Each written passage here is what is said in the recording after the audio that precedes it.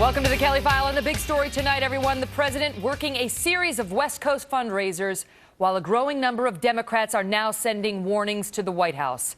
With just days to go before a key deadline, they are prepared to break ranks over Obamacare. Good evening, everyone. I'm Megyn Kelly. Earlier today, we got the latest in a series of polls now showing plunging political fortunes for the Obama administration. A CNN poll shows 53% of the country now does not trust our president. 53%. The first time since Mr. Obama took office that this poll shows a clear majority does not believe that he is either honest or trustworthy. And it comes at a critical time for his presidency. The next big Obamacare deadline is just 5 days from now. That is when the administration promised to have healthcare.gov working. And if it is not working, reports tonight suggest that vulnerable Democrats are prepared to turn their backs on the White House and even go on the attack. Mark Thiessen is a fellow at the American Enterprise Institute and a former speechwriter for President George W. Bush. Mark, good to see you. And so this report in Politico spells it out. They spoke with several Democrats. They talk about how they're angry, some of them, and how they've had it. They say a week after the October shutdown, Democrats were experiencing a euphoric high. This is a New Republic headline that puts it even worse about how the entire law is threatening liberalism.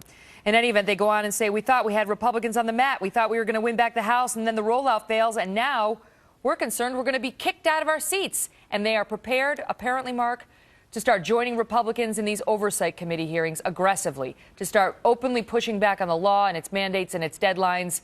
Where is this going to go from here? Well, they're watching the same polls that you cited, and they're seeing that the president is not just being questioned for his competence, he's being questioned for his honesty. That is a devastating thing. The American people increasingly believe that the president, and by extension his party in Congress, lied to them. I mean, you know who's vulnerable in this election coming up? Every single Democrat who said, if you like your plan, you can keep your plan. And they're all on record, they're all on video having said it, and guess what? It's every vulnerable Democrat. There's a video of that that's going to be played in every election, showing them saying, if you like your plan, you can keep your plan. And that's going to be devastating to them in the elections, and they're trapped. They don't know how to get out of it. What a difference now, because, I mean, this Politico article spells out how these Democrats are getting ready to break ranks, and they've about had it. They're not so satisfied by Joe Biden's, it's going to be working, God willing, assurance. And now they're getting ready to not necessarily put on Republican team jerseys, but according to the article, they're predicting that the next oversight hearings that are coming up in December are going to get, quote, ugly, and that the discussions, that the White House has been having with them have not quelled the fears at all, that when the White House told them, when they all went up to Capitol Hill, we're going to get the website working, it's going to work out, there was open eye rolling, because it's not just the American people who think the president is dishonest, Mark, it's the Democrats too.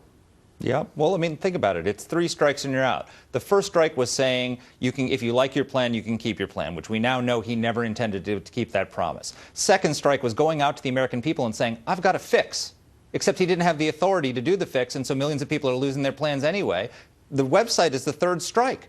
Now, if the website doesn't work, then, he said the vast majority of Americans, that website's going to work. Most people think vast majority, that's like 95, 98% of people. No, they just said, they rolled it back and said, well, that means if 80% works. So 20% of Americans are not going to get that promise kept for them. This is this kind of stuff over and over again. They keep violating the first rule of holes, which is when you're in one, stop digging. They keep making promises they can't keep instead of going down and saying, we're going to fix this problem. Here's how we're going to do it. It's going to take time. It's worse than we thought. But we're going to get down and roll up our sleeves and fix it. You pointed out yourself that, put the website aside for a second, that there's only so much they can say about the law itself, because even even the New York Times is now acknowledging the whole law is a redistribution scheme.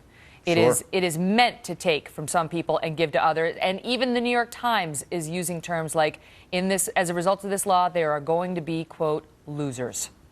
Yeah, because what the whole plan was, I mean, what everybody's outraged about is what the plan was, which is for people to be pushed out of their health care plans in the individual market and into Obamacare involuntarily. And so these people are what everybody's angry about is what the entire intention of Obamacare was. Because it's exactly the opposite of what they were told. Yes, which is the opposite of what they're told. They are mad because they feel they were lied to because they were lied to. And so there's no way you can fix that with words. You have to fix it with policy. You have to change something. And these Democrats are in a really tough position, Megyn, because they're damned if they do and they're damned if they don't. We're hearing these reports they're going to go after the president. You know, I was in the White House in 2006 when George W. Bush was president, and he was toxic, and the Democrats took over Congress. And if these Democrats if they distance themselves too much from the president, they alienate the liberal base, which still loves him, and they need those people to turn out. Yeah, but there's so much on the line right now, Mark. There's so much on the line. I mean, we put up this headline when you were talking in the first answer because we pulled it from the New Republic. Okay, the New Republic. This is a left-leaning publication.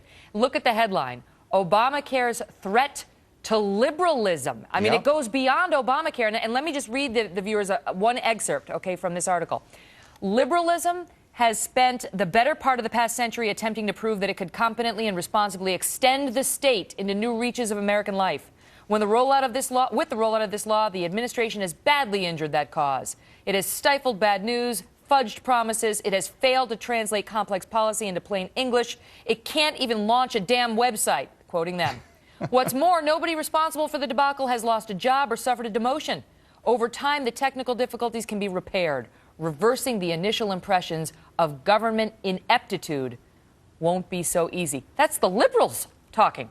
Yep. But that's the problem, okay? So they don't care about Obama's legacy. They don't care about these vulnerable Democrats. What they care about is liberalism and the survival of liberalism. This is the liberal project writ large. And if it fails, if Obamacare fails, then the liberal project fails and is discredited for a generation. So all the congressional Democrats and Senate Democrats who are vulnerable, they want fixes. They want Obama to allow people to stay in their plans. And the liberals don't want that. They want to push these people out of their plans. That's why all the blue states are rejecting the fix. California, 1.1 million people lost their plans, 80,000 signed up. They're not letting them keep their plans because the left doesn't want to jeopardize Obamacare. So there's this counter pressure where on the congressional Democrats want Obama to back down, and the left doesn't want him to back down, and that's what the fight is going on within the Democratic Party. It's a broken promise either way. If either you can't keep your policy as he promised, or you can keep it, and the premiums are going to skyrocket on the exchange, and it could potentially be the beginning of the death spiral. We heard that from the architect of Obamacare himself.